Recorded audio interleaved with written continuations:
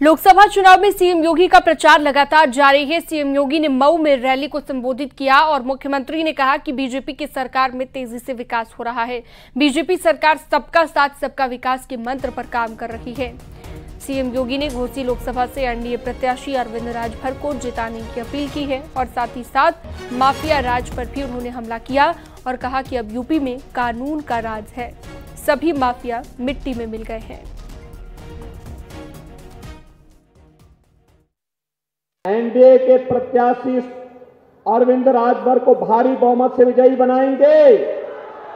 अरे दोनों हाथ आके बोलो भाई, क्या सब मऊ के अंदर आज भी आप भयभीत हो रहे हैं क्या? मऊ के दंगों की तरह भयभीत हो रहे हैं क्या आज भी? अरे माफिया सब मिट्टी में मिल गए, माफिया कुछ नहीं बचाया। मैं केवल आपसे कहने के लिए आया हूं, अब तो आपको उछल कूद करके चिता यहां से भेजना चाहिए। भेजेंगे? दोनों हाथ के मुझे बताओ, आवाज इतनी आनी चाहिए। देखो, मैं 200 सभा करने के बाद मेरी आवाज जितनी तेज है आपकी उससे भी आधी है। आप मुझे बताओ, अरविंद राजभर भारी बहुमत से विजयी बनकर के जाएंगे?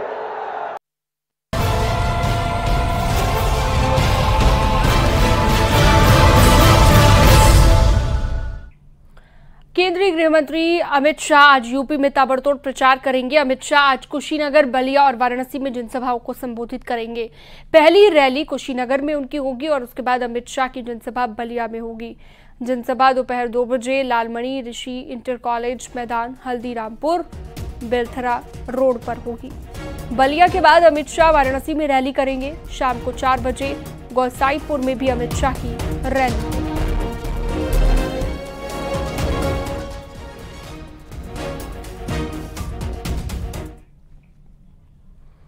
और बीजेपी के राष्ट्रीय अध्यक्ष जेपी नड्डा आज वाराणसी में है। जेपी नड्डा ने सुबह सुबह काशी के कोतवाल काल भैरव के दर्शन किए और 7वें चरण में वोटिंग जहां पर होनी है, यानी कि वाराणसी में वोटिंग से पहले प्रचार के लिए वो पहुंचे हुए हैं।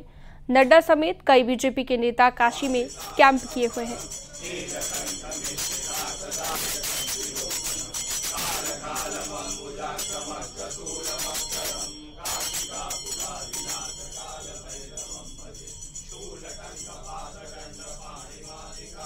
तो देख लीजिए, ये सुबह सवेरे सबसे पहले प्रचार से पहले दर्शन पूजन किए, आरती उतारते हुए नजर आए बीजेपी के राष्ट्रीय अध्यक्ष जेपी नड्डा। काशी के कोतवाल कहे जाने वाले काल भैरव के दर्शन उन्होंने किए हैं और आज प्रचार करते हुए नजर आने वाले हैं।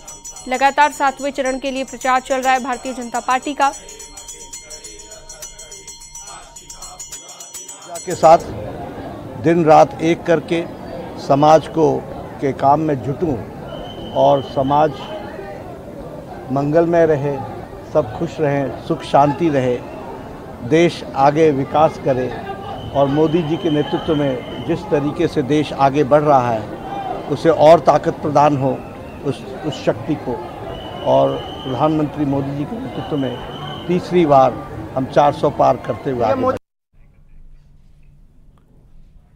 मानहानि केस में राहुल गांधी पर अब 7 जून को सुनवाई होगी। कांग्रेस के नेता राहुल गांधी के अधिवक्ता काशी प्रसाद शुक्ला ने कोर्ट में प्रार्थना पत्र दिया था कि लोकसभा चुनाव में व्यस्तता के चलते राहुल पेश नहीं हो सकते। सुल्तानपुर की एमपी एमएलए कोर्ट 7 जून को मामले में सुनवाई करेगी। करीब 5.5 साल के बाद पहले कर्नाटक विधानसभा चुनाव के दौरान राहुल गांधी ने गृह मंत्री अमित शाह पर आपत्तिजनक टिप्पणी की थी और राहुल गांधी की टिप्पणी से नाराज बीजेपी नेता विजय मिश्रा ने कोर्ट में परिवाद दाखिल किया था। मामले में बीते 20 फरवरी से राहुल गांधी जमानत पर चल रहे हैं और इस मामले में अब 7 जून को सुनवाई होगी।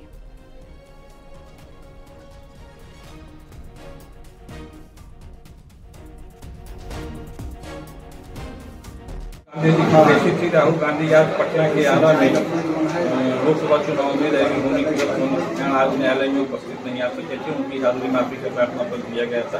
अगली सुनवाई की तारीख 7 जून पड़ी हुई है। संभावना है कि राहुल जी उस दिन आ सके।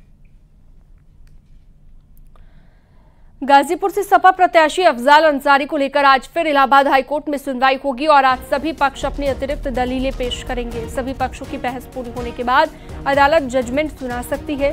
अफजाल अंसारी ने गैंगस्टर एक्ट में 4 साल की सजा अफजाल को मिली है और अगर अफजाल को कोर्ट से राहत नहीं मिलती है तो वो चुनाव नहीं लड़ पाएंगे।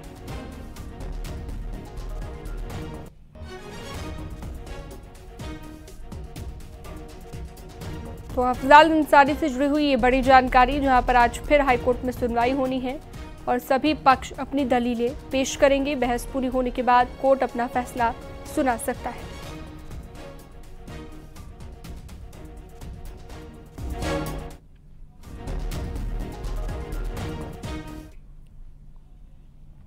और बिजनौर से बड़ी खबर, बेकाबू होकर बस पलट गई। ड्राइवर को झपकी आने की वजह से हादसा हुआ है। बस में सवार 12 यात्री घायल हुए हैं। लखीमपुर खीरी से कश्मीर की ओर ये बस जा रही थी जब यह हादसा हुआ है। हल्दौर के अमहेड़ा के पास यह हादसा सामने आया। बिजनौर की ये खबर, जहां पर बस में सवार 12 यात्री घायल हो गए हैं। तो देख सकते हैं हादसे के बाद की ये तस्वीर भी हम आपको दिखा रहे हैं। हल्दौर के अमहेड़ा के पास यह हादसा सामने आया।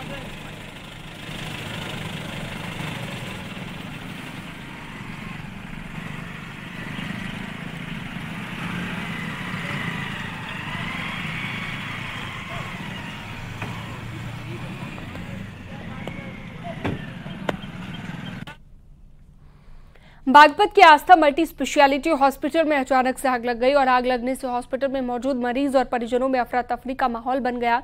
अस्पताल स्टाफ और तीमारदारों की मदद से 12 मरीजों को दूसरे अस्पताल में भर्ती कराया गया। मौके पर पहुंची फायर ब्रिगेड की 4 गाड़ियों ने आग पर काबू पाया है। अस्पताल के टॉप फ्लोर पर रखे सामान में आग लग गई थी। टॉप फ्लोर पर रखा सारा सामान जलकर राख हो गया। वहीं आस्था मल्टी स्पेशलिटी हॉस्पिटल की लापरवाही भी सामने आ रही है। बताया जा रहा है कि 2 मंजिल की अनुमति के बावजूद तीसरी मंजिल पर टीन शेड लगाकर उसके सामान को रखा गया था। 15 दिन पहले फायर डिपार्टमेंट ने अस्पताल को नोटिस भी दिया था। डीएम ने अस्पताल प्रशासन के खिलाफ जांच को लेकर नोटिस जारी कर दिया है। डिपार्टमेंट और स्वास्थ्य विभाग को भी ये जांच सौंप दी गई है। ये गनीमत रही कि इस जो चौथा माला है इस पर कोई मरीज भर्ती नहीं था, नहीं तो बड़ा हादसा हो गया होता। फिलहाल पूरे मामले में डीएम बागपत ने टीम बना दी है। फायर विभाग और स्वास्थ्य विभाग की टीम पूरे मामले में जांच करी है। जांच के बाद जो सामने आएगा उस पूरे मामले में कार्रवाई की जाएगी। फिलहाल